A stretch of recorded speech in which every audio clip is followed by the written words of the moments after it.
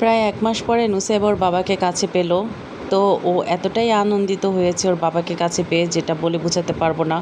মেয়েটা আমার প্রচণ্ড বাবা পাগল। ওর বাবা যতদিন ছিল না, ও শুধু বাবার ছবি দেখতো, বাবার কথা বললে গেটের সামনে যেয়ে দাঁড়িয়ে থাকতো, বাবাকে খুঁজতো সব কিছুতে।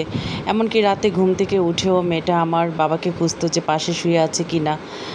নুসেবার এরকম কাজে আমি অনেক কষ্ট পেতাম, আর আল্লাহকে বলতাম যে ওর বাবা যে কাজে গেছে সেটা যেন খুব সফলভাবে শেষ করে তাড়াতাড়ি বাসায় চলে আসে, কারণ ওকে ছাড়া নুসাইবা অনেকটাই একাকিত্ব বোধ করে। যাই হোক, নুসেবার বাবা এসেছে কুরবানি ঈদ উপলক্ষে, সেজন্য আমরা অনেক খুশি। আর এসেই নুসেবার বাবা কুরবানির হাটে গরু দেখতে চলে গেল। যেহেতু কালকে কুরবানির ঈদ, সেহেতু আজকেই গরু কিনতে হবে, এতে আর কোনো মিস নাই। নুসেবার বাবার আসতে অনেক দেরি হয়ে গেল, আর সেখানে এসে গরুর হাটে গিয়েছে। গরুর হাটে প্রচুর গরু আছে, কিন্তু ব্যাপারীরা দাম ছাড়তে চাচ্ছে না। তারপরেও আল্লাহর রহমতে মাশাআল্লাহ আমাদের খুব সুন্দর একটি গরু কেনা হয়ে গেল। যাই হোক, আগামীকাল কুরবানির ঈদ। সবাইকে নুসেবার পরিবারের পক্ষ থেকে অনেক অনেক ঈদের শুভেচ্ছা। দোয়া করি সবার ঈদ ভালো কাটুক, সুন্দর কাটুক। এদিকে আমাদের বাসার নিচে অনেকগুলা গরু রেখেছে। যারা যারা কুরবানি দিবে তারা সবাই আমাদের গ্যারেজে গরু রেখেছে। তো নুসেবাকে নিয়ে আসলাম গরু দেখতে। এখানে অনেক বাচ্চারা আছে, তাদের সাথে নুসেবা দৌড়াদৌড়ি করছে, খেলছে। কিন্তু নুসেবা গরুকে ভয় পাচ্ছে মনে হচ্ছে, তাই গরুর সামনে যাচ্ছে না, কিন্তু ছাগলের সামনে যাচ্ছে। নুসেবা আগে কখনো একসাথে এত গরু দেখে নাই, তাই এবার একটু ভয় পেয়েছে। দূর থেকে গরুর সাথে দুষ্টামি করছে, কিন্তু কাছে যেতে চাচ্ছে না, শুধু দৌড়াদৌড়ি করছে। তাই ওকে আমি কিছু ঘাস দিলাম যে তুমি ছাগলকে খাইয়ে দাও। তারপর ও এসেছে ছাগলকে ঘাস খাওয়াতে। যাই হোক, বাচ্চারা গরু দেখে এত আনন্দিত, এটা দেখেই খুব ভালো লাগছে। এটাই তো আনন্দ ঈদের। এদিকে সকালবেলা নুসেবার বাবা নুসেবার সাথে দুষ্টুমি করছে।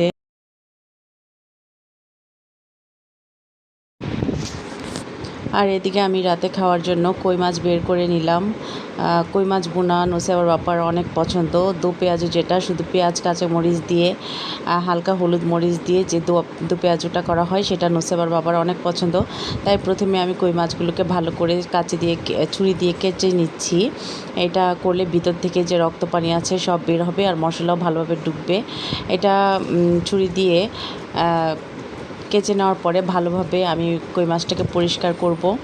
এদিকে নুসেবা ওদিকে চিল্লাচিল্লি শুরু করেছে, তাই আমি এখন মাছগুলোকে রেখে নুসেবার কাছে যাব। আম্মাকে ডাক দিলাম যে তুমি এগুলো পরিষ্কার করে দাও। আর এদিকে এসে দেখি নুসেবা আবার ওর বাবার কোলে বসে আছে, মানে একটু পরপর বাবাকে কাছে পেয়ে শুধু কোলে উঠে বসে আছে। মেয়েটার আর আহ্লাদের শেষ নাই।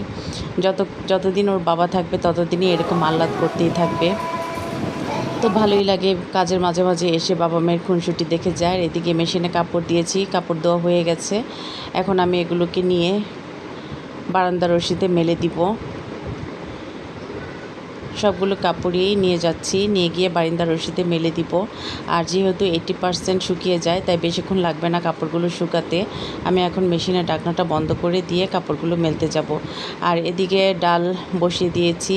আর এইটা হচ্ছে অনেকগুলো সবজি এখানে হচ্ছে কাঁকরোল, ডাঁটা, তারপর কাঁঠালি বিচি, এগুলো দিয়ে একটা শুটকি রান্না করা হবে। এই শুটকিটা আমাদের ঘরে সবারই খুব প্রিয়। আপনারা কে কে এভাবে শুটকি খান অবশ্যই কমেন্ট বক্সে জানাবেন। আর আমার মার হাতের এই শুটকি রান্নাটা অনেক প্রিয় আমার, আর যারাই খেয়েছে তাদের সবার কাছেই ভালো লেগেছে এই শুটকি রান্নাটা। আর এদিকে আম্মা চলে এসছে, ভালোভাবে কই মাছটাকে একদম ভিতর থেকে রক্ত পানি সব বের করছে। আর এদিকে আমি নুসেবার বাবা কালকে যে পাঞ্জাবিটা পরবে সেটাতে সুন্দর করে ধুয়ে মার দিয়ে নীল দিয়ে দিয়েছি। এটা শুকালে আমি আয়রন করে দিব। আর ফ্রিজ থেকে আমগুলো বের করে নিয়েছি নুসেবার বাবার জন্য। ও তো ঠান্ডা আম খায় না, তাই ফ্রিজ থেকে বের করে নিয়েছি। আর এদিকে এসে দেখি আমার গুড্ডু সোনা সুন্দর দুষ্টুমি শুরু করেছে, সাইকেলের এখানে বসে আছে। তো ওকে বললাম যে তুমি সোফায় যেয়ে বসো। আর এদিকে সারা ঘরে খেলনাপাতি ছড়িয়ে রেখেছে। আমিও কিছু বলি না, বাচ্চারা আর কী করবে, সারাদিন তো ওই খেলনা নিয়েই ব্যস্ত থাকে। আর ওই যে সোফার উপরে দাঁড়িয়ে আছে, মানে সারাক্ষণ ওকে একটা না একটা দুষ্টুমি করতেই হবে। ওর পেছনে 24 ঘন্টা আমাকে দৌড়াইতে হয়, কখন কি করে। আর এখন বডি স্প্রে দিতে যাচ্ছে, তাই আমি ওকে একটু দিয়ে দিলাম। ও খুব খুশি হয় বডি স্প্রে দিলে। আমি বলছি যে তুমি মুখে দিও না, মুখে দিলে এটা তুমি অসুখ হবে, তুমি এটা মুখটা লাগিয়ে রাখো। ও লাগিয়ে রাখছে। এদিকে মা মাছগুলোকে ধুয়ে দেওয়ার পরে আমি সুন্দর হলুদ মরিচ লবণ দিয়ে ভালোভাবে মাখিয়ে নিব। আর আরেকটা জিনিস দেখাতে ভুলে গিয়েছিলাম, আমি এটাতে 1 টেবিল চামচের মতো লেবুর রস দিয়েছি। লেবুর রস দিলে মাছের যে আষ্টে গন্ধ সেটা আসে না। সুন্দর করে মাছটাকে আমি ভালোভাবে মাখিয়ে দিব, কারণ কই মাছ একটু ভাজা মানে লাল করে ভেজে দো পেঁয়াজ করলে সেটা অনেক স্বাদ লাগে। আর এদিকে ডাল বাগারের জন্য পেঁয়াজ রসুন ভেজে আম্মা ডালটা বাগার দিয়ে দিচ্ছে। নুসেবার বাবা বলতেছিল যে একটু ডাল রান্না করো, আমের ডাল, তাই ডালটা রান্না করলাম। এখানে ডাল রান্না শেষ হয়ে গেছে, আর হচ্ছে এখন কই মাছগুলোকে তেলের মধ্যে দিয়ে দেওয়া হবে ভাজার জন্য। তা এখন আমি চলে আসছি কই মাছগুলোকে ভাজার জন্য, ওদিকে নুসেবাকে খেলতে দিয়ে আসছি। সুন্দর করে কই মাছের এপিট ওপিটগুলো আমি ভেজে নিব। কার কার কই মাছ দো পেঁয়াজে খুব ভালো লাগে সেটা কমেন্টে জানিয়ে দিবেন। আমার কাছে কই মাছটা তরকারি দিয়ে রান্না করার চাইতে ভেজে খেতে অনেক ভালো লাগে। আর যেহেতু নুসেবার বাবা এসছে 5 দিনের ছুটিতে, এই 5 দিন ও কী খাবে, ওর যেটা পছন্দ সেটাই ওকে করে খাওয়াবো, কারণ ওইখানে ও কী খায় না খায় দেখি না। ওইখানে খাওয়া দাওয়া অনেক কষ্ট, ট্রেনিং সেন্টার, খাওয়া দাওয়া আর কেমন হবে।